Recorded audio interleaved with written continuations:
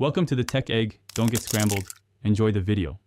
In this video, I will explain how to replace your engine air filter.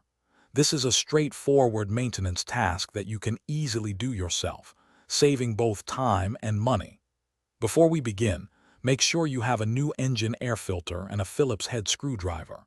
This quick replacement can significantly improve your vehicle's performance and fuel economy, and it typically takes less than 15 minutes to complete. Let's get started. First, open your vehicle's hood and locate the engine air filter box. It's typically a large, black plastic box situated on the passenger side of the engine compartment. You'll notice 2 to 4 metal clips around the perimeter of the box. Unclip these by pulling them outwards. In some cases, you might also need to use your Phillips head screwdriver to remove 1 or 2 small screws that secure the cover. Once all fasteners are released, gently lift the top half of the airbox. With the airbox cover lifted, you will see the old, dirty engine air filter resting inside. Take a moment to observe its orientation. This will help you correctly install the new one. Gently lift the old filter straight out of its housing.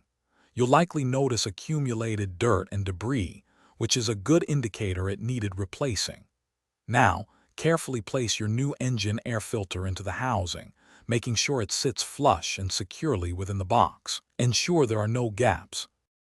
Once the new filter is in place, carefully lower the airbox cover, ensuring it aligns properly with the bottom half. Re-engage all the metal clips you unfastened earlier, pushing them firmly into place.